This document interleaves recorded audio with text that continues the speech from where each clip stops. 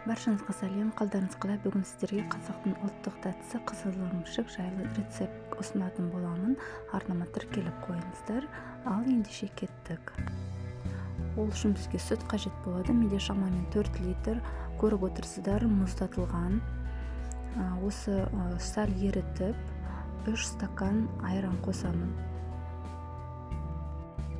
Көріп отырғандай, мен сүтім әлі толық еріген жоқ, сонда да мен айранды қостым. Шамамен 3 стакан ақырында біріп келе жатыр. Кейбір рецептерде қайнауға жақын кезде айранды қосады. Міне сары су шығып жатыр, арасында осылай түбін араластырып қойыңыздар, жабысып қалмас үшін. Міне толықтай менің сүтім іріді, айран ірімшік болды. Енді осы сары су біткенше қазанымыздың астындағы отты орташа отқа қойып қайнатамыз.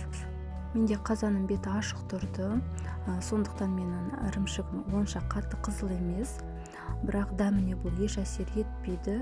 Шамамен 100 граммдай қант қостым.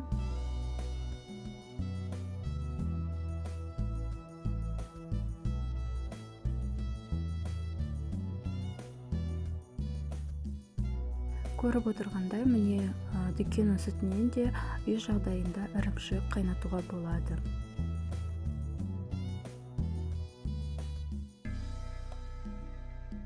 Ендігі кезекте мен ірімшікті сүземін, яғни ол үшін маған марле қажет. Ыңғайлы болу үшін ыдыстарыңызды алыңыздар. Қолыңызда қандай бар, мындай капурды қолдандым.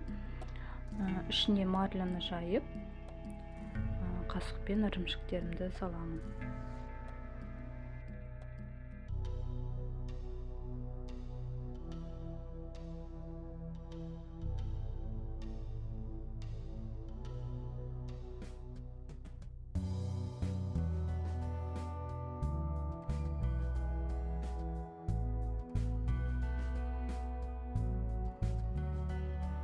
Міне барлық ірімшікті біз салып болдық. Түбіндегі қалған ірімшікті де қосып жіберемін.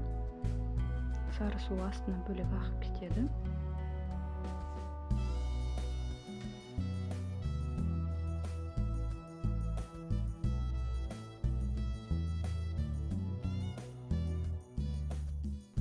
Міне марлемді ақырын жинақтап, шамамен қолмен қысып тұрып, марлемді байлап қоямын.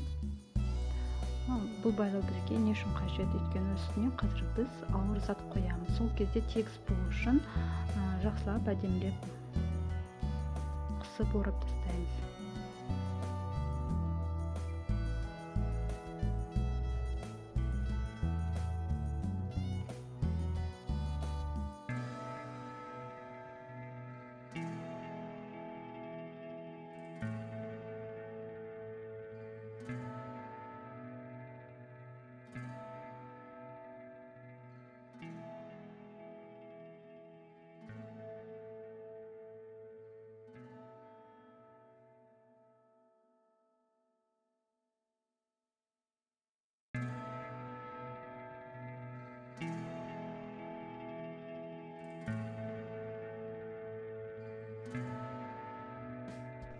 Үстіне тегіс болу үшін мен осындай балалардың тарелкасын қолдандым. Бұның үстіне 2 литрлік компотты қойдым.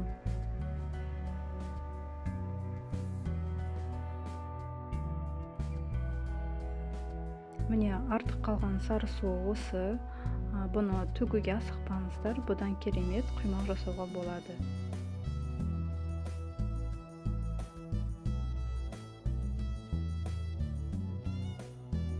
Міне біз видеоға дейін шамалы дәмін көру үшін бастап қойдық, кесіп өте керемет шықты. Пресстің астында болғандықтан бүкіл ірімшігіміз бірігіп, жақсы болып тұр. Турауға өте ыңғайлы. Келесі ретте мен бұл ірімшіктерді асып жетіп қылдырып кептіремін, яғни шашылып, үгітіліп тұратындай етіп кептіремін. Міне жақсы туралады, балаларға да жеуге ыңғайлы. Қант қоссаңыздар да болады, қаймақпен жесеңіздер де болады. Қалай жесеңіздер де дәмі өте керемет. Үй жағдайында осындай ірімшік жасап көріңіздер.